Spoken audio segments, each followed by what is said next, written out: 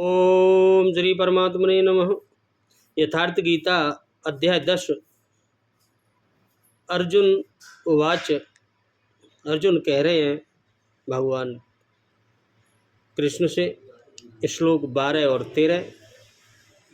परम ब्रह्म परम धाम पवित्रम परम भवान पुरुषम शाश्वतम दिव्य मादिदेवमयं विभुम् आहुष्वामृतस्य सर्वे देवर्षि नारदस्तथा असितो देवलो व्यास स्वयमुचैव प्रब्रवीषि मे।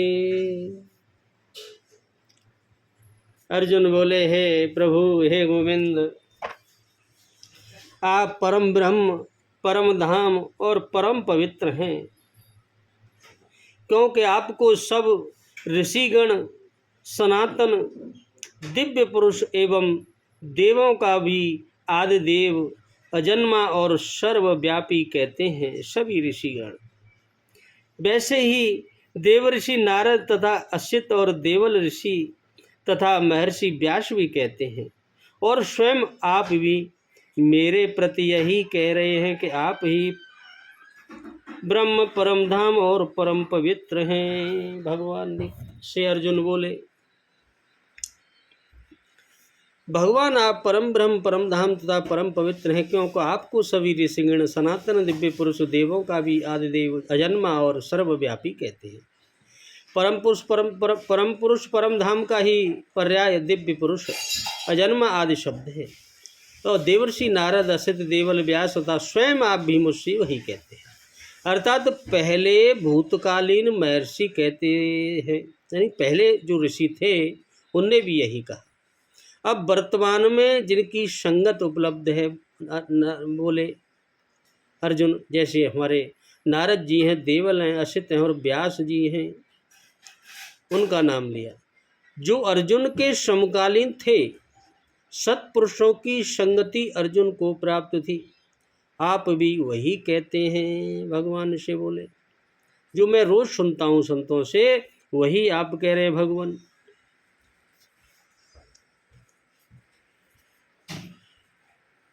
आप परम ब्रह्म, परम धाम और परम पवित्र हैं। अर्जुन के इस कथन का क्या भाव है? इस कथन से अर्जुन ने भाव दिखलाया है कि जिस निर्गुण परमात्मा को परम ब्रह्म कहते हैं, वे आपके ही स्वरूप हैं, तथा आपका जो नित्य धाम है वह भी सच्चिदानंदमय, दिव्य और आप से अभिन्न होने के कारण आपका ही स्वरूप है। तथा आपके नाम, गुण, प्रभाव, लीला और स्वरूपों के श्रवण, मनन और कीर्तन, सुनने से, मनन करने से और कीर्तन आदि सबको सर्वदा परम पवित्र करने वाले हैं। पवित्र हो जाता है मनुष्य, इसलिए आप परम पवित्र हैं। सर्वे विशेषण सहित ऋषियम पद किन ऋषियों का वाचक है, एवं वे आपको सनातन दिव्य पुरुष, आदिदेव, विभु और अजन्मा कहते हैं। इसका क्या भाव है? सर्वे विशेषण सहित ऋषि पद यहाँ मार्कंडेय, अंगिरा आदि समस्त ऋषियों का वाचक है, और अपनी मान्यता के समर्थन में अर्जुन उनके कथन का प्रमाण दे रहे हैं। अभिप्राय यह है कि वे लोग आपको सनातन, नित्य, एक रस रहने वाले, क्षय विनाश रहित, दिव्य, स्वतः प्रकाश और ज्ञान स्वरूप, सबके आदि देव तथा अजन्मा, उत्पत्ति रूप विकार से रहित और सर्वव्यापी बतलाते हैं। अतः आप परम ब्रह्म, परम धाम और परम पवित्र हैं, इसमें कुछ भी संदेह नहीं है। देवर्षि के क्या लक्षण हैं और ऐसे देवर्षि कौन कौन हैं? देवर्षि के लक्षण हैं, क्या हैं? देवलोक प्रतिष्ठास्य ये ज्ञा देवर्ष सुवा देवर्षस्थान च तेषां वक्षामि लक्षणम् भूतभव्यवज्ञ ज्ञानम सत्याभिव्यात्रम तथा संबोधातो स्वयं ये तो संबंधा ये च वे स्वयं तपसेह प्रसिद्धा शेगर्वे वेश्च येश्च प्रणोदितं मंत्रव्याहरिणो ये च ऐश्वर्यात् सर्वगाश्च ये इत्येष ऋषिर्युक्ता देवर्द्विजनं निरपास्तुते। जिनका देवलोक में निवास है उन्हें शुभ देवर्षि समझना चाहिए। जिनके सिवा वैसे ही जो दूसरे और भी देवर्षि हैं उनके लक्षण कहता हूँ। भूत भविष्य और वर्तमान का ज्ञान होना तथा सब प्रकार से सत्य बोलना देवर्षि का लक्षण है। जो स्वयं भली भांति ज्ञान को प्राप्त हैं तथा जो स्वयं अपनी इच्छा से ही संसार से संबंध हैं, जो अपनी तपस्या के कारण संसार में विख्यात हैं, जिन्होंने प्रहलाद आदि को गर्भ में ही उपदेश दिया है, जो मंत्रों के वक्ता हैं और जो ऐश्वर्य सिद्धियों के बल से सर्वत्र सब लोकों में बिना किसी बाधा के आ जा सकते हैं, और जो सदा ऋषियों से घिरे रहते हैं, वे देवता ब्राह्मण और राजा ये सभी देवर्षि हैं। देवर्षि अनेकों हैं, जिनमें कुछ के नाम हैं ये हैं। देवर्षि धर्मपुत्रो तु नारायण वो बालखिल्याय कृतो पुत्रा कर्दम पुलश्यतो पर्वतो नारदस्ये कश्यपास्यात्मजावुवो ऋष्यन्त देवान् यस्तात्ते तस्या देवर्षि स्मृता। धर्म के दो पुत्र हैं कौन? नर और नारायण।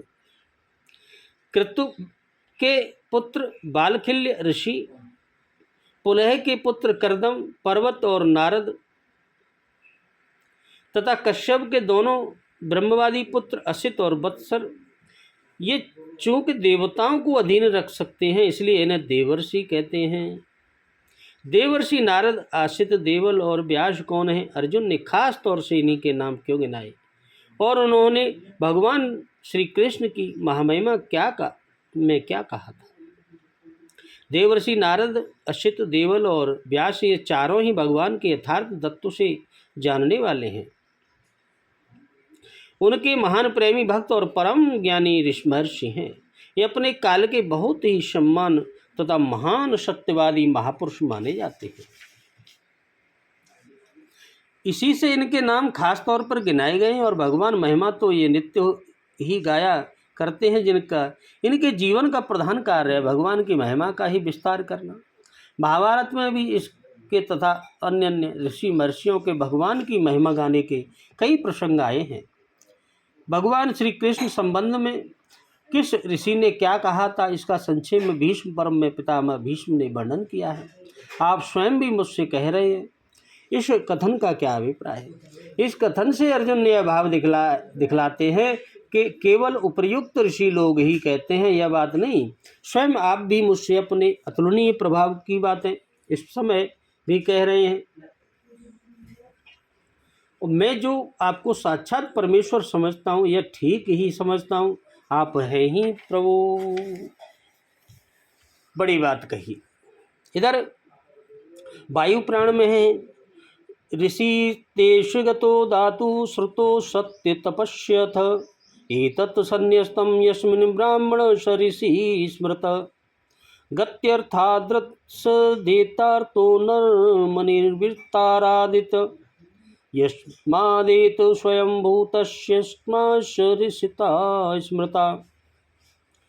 ऋषि धातु, देखो ऋषि धातुगमन यानी ज्ञान, श्रवण, सत्य और तप इन अर्थों में प्रयुक्त होता है। ये सब बातें जिसके अंदर एक साथ निश्चित रूप से हों उसी का नाम ब्रह्म ने ऋषि रखा है, ब्रह्मा ने। गतर्थ ऋषि धातु से ही ऋषि शब्द की निष्पत्ति हुई है और आदिकाल में चूंकि ऋषि वर्ग स्वयं उत्पन्न होता है इसीलिए इसकी ऋषि संज्ञा है। परम सत्यवादी धर्म मूर्ति पितामह भीष्म जी ने भी दुर्योधन को भगवान श्री कृष्ण का प्रभाव बताते हुए कहा है, भगवान वासुदेव सब देवताओं के देवता और सबसे श्रेष्ठ हैं। ये ही धर्म है, धर्मज्ञ हैं, वरद हैं, सब कामनाओं को पूर्ण करने वाले हैं और यही कर्ता कर्म और स्वयं प्रभु हैं। भूत भविष्य वर्तमान संध्या दिशाएं आकाश और सब नियमों को इन्हीं जनार्दन ने रचा है। इन महात्मा अविनाशी प्रभु ने ऋषि तप और जगत की सृष्टि करने वाले प्रजापतियों को रचा। सब प्राणियों के अग्रज संकर्षण को भी इन्होंने ही रचा। लोक जिनको अनंत कहते हैं और जिन्होंने पहाड़ों समेत सारी पृथ्वी को धारण कर रखा है, वे शेषनाग भी इन्हीं से उत्पन्न है। यही 12 नृसिंह वामन का अवतार धारण करने वाले हैं। यही सबके माता पिता हैं। इनके श्रेष्ठ और कोई भी नहीं है। यही केशव परम तेज रूप हैं और सब लोगों के पिता में है। मुनिगण इन्हें ऋषिकेश कहते हैं। ये ही आचार्य, पितर और गुरु। ये श्री कृष्ण जिस पर प्रसन्न होते हैं उसे अच्छे लोक की प्राप्ति होती है। भय प्राप्त होने पर जो इन भगवान केशव की शरण जाता है और इनकी स्तुति करता है वह मनुष्य परम सुख को प्राप्त होता है। जो लोग भगवान श्री कृष्ण की शरण में चले जाते हैं वे कभी मोह को नहीं प्राप्त होते। महान भय यानी संकट में डूबे लोगों को भी भगवान जनार्दन नित्य रक्षा करते हैं।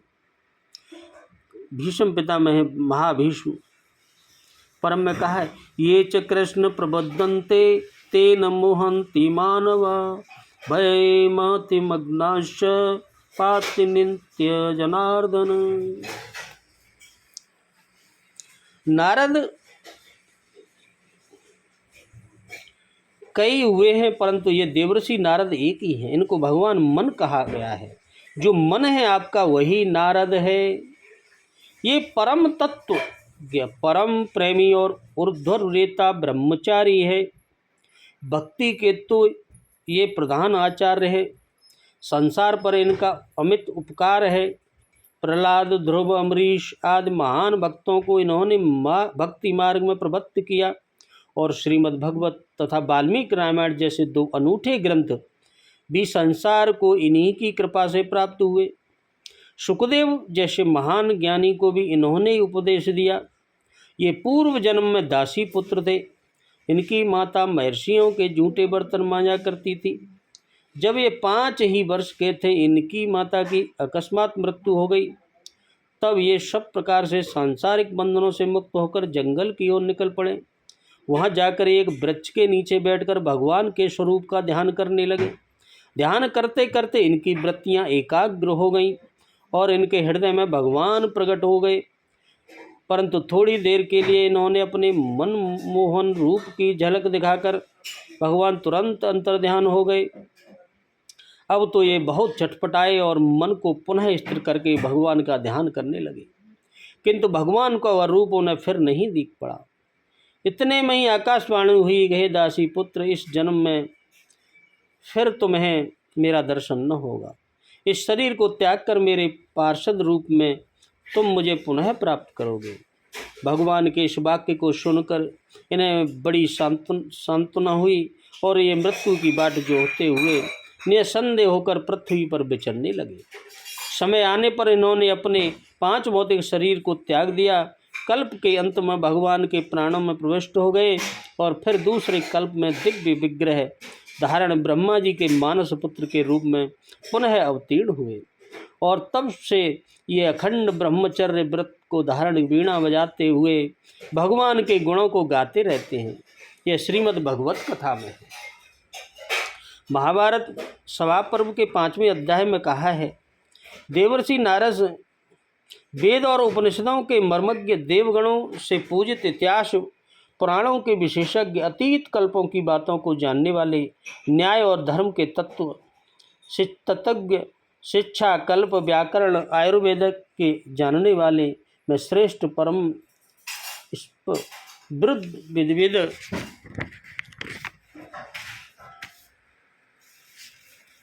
विधि वाक्यों की एक वाक्यता करने में प्रवीण, प्रभावशाली वक्ता, नीतज्ञ, मेधावी, स्मरणशील, ज्ञानी, कवि, भले बुरे की पृथक पृथक पहचान में चतुर, समस्त प्रमाणों द्वारा वस्तुत्व का निर्णय करने में समर्थ, न्याय के वाक्यों के गुण दोषों की जानने वाले, बृहस्पति जी जैसे विद्वानों की शंकाओं का समाधान करने में समर्थ, धर्म, अर्थ, काम और मोक्ष के तत्व को यथार्थ रूप में जानने वाले, सारे ब्रह्मांड में और त्रिलोकी में इधर उधर ऊपर नीचे जो कुछ होता है सबको योग बल से प्रत्यक्ष देखने वाले, सांख्य और योग के विभाग को जानने वाले, देव दैत्यों को वैराग्य का उपदेश करने में चतुर, संधि विग्रह के तत्व को जानने वाले, कर्तव्य अकर्तव्य का विभाग करने वाले, दक्ष पाणगुण्य प्रयोग के विषय में अनुपम, सकल शास्त्रों में प्रवीण,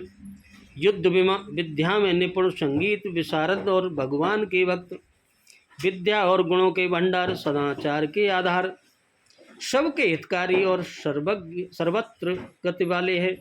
उपनिषद, पुराण और इतिहास इनकी पवित्र गाथाओं से भरे पड़े हैं। जैसे कूर्म पुराण में क्या लिखा है वो भी बताता है। महर्षि असिति और देवल पिता पुत्र, इनके संबंध में कर्म पुराण में वर्णन मिलता है। एतान्तवादम पुत्रस्तु प्रज्ञा संतान कारण, कश्यप पुत्र कामस्तु चचार सुतप, तस्वैव तपोतोऽर्थ्य प्रादुर्भूतो सुता विमो, वत्सर्चामिषेव तावो ब्रह्मवादिनी, अस्तिस्तस्य कर्मण्या ब्रह्मष्टे मदपद्युत, नाम्ना वे देवल पुत्रो योगाचार्यो मताहता। कश्यप मुनि प्रजा विस्तार के हेतु से इन पुत्रों को उत्पन्न करने, फिर पुत्र प्राप्ति की कामना से महान तप करने लगे। उनके इस प्रकार उग्र तप करने से वत्सर और अस्थि नामक दो पुत्र हुए। वे दोनों ही ब्रह्मवाद यानी ब्रह्मवेत्ता ब्राह्मण, उपदेश करने वाले आश्रित और उनकी पत्नी एक पर्णा के गर्भ से महातपस्वी योगाचार्य देवल नाम के देवनिष्ठांत पुत्र उत्पन्न हुए। ये दोनों ऋग्वेद के मंत्र दृष्टा ऋषि हैं। देवल ऋषि ने भगवान शिव की आराधना करके सिद्धि प्राप्त की थी। ये दोनों बड़े ही प्रवीण और प्राचीन महर्षि हैं। प्रत्युषानाम वासु के देवल और ऋषि नामक पुत्र थे। श्री वेदव्यास जी भगवान के अंशावतार माने जाते हैं। इनका जन्म द्वीप में हुआ था, इससे इनका द्वैपायन नाम पड़ा। शरीर श्याम वर्ण है, इसलिए कृष्ण द्वैपायन कहलाए।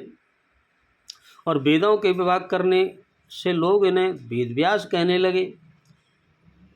ये महामुनि पाराशर जी के पुत्र हैं। इनकी माता का नाम सत्यवती था। ये जन्म से ही तप करने के लिए वन में चले गए थे। ये भगवत तत्व के पूर्ण ज्ञाता और अद्वितीय महाकवि हैं। ये ज्ञान के असीम और अगाध समुद्र हैं। विद्युत्ता की पराकाष्ठा और कवित्व की सीमा है। व्यास के हृदय और वाणी का विकास ही समस्त जगत के ज्ञान का प्रकाश एवं अवलंबन है। ब्रह्मसूत्र की रचना भगवान व्यास ने ही की है। महाभारत सदृश अलौकिक ग्रंथ का प्रणय भगवान व्यास ने किया। 18 पुराण और अनेक अपराण भगवान व्यास ने बनाए। भारत का इतिहास इस बात का साक्षी है कि आज सारा संसार व्यास के ज्ञान प्रसाद से अपने अपने कर्तव्य का मार्ग खोज रहा है। प्रत्येक द्वापर में वेदों का विभाग करने वाले भिन्न भिन्न व्यास होते हैं। इसी वैश्वत संबंध मनमंत्र के पाराशर के पुत्र श्री कृष्ण का पुनः 28वें वेद व्यास हैं। उन्होंने अपने प्रधान शिष्य पहल को ऋग्वेद, वैश्वायन, यजुर्वेद, जैमिन को सामवेद और सुमंत को अर्थवेद पढ़ाया और सूत जातीय महान बुद्धिमान रोमहर्षण महामुनि को इतिहास और पुराण पढ़ाए। देवर्षि नारद ने कहा, भगवान श्री कृष्ण समस्त लोगों को उत्पन्न करने वाले और समस्त भावों को जानने वाले हैं तथा संध्या के और देवताओं के ईश्वर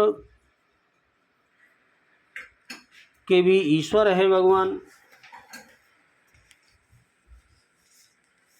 बोलो राधे राधे, जय जय श्री कृष्ण।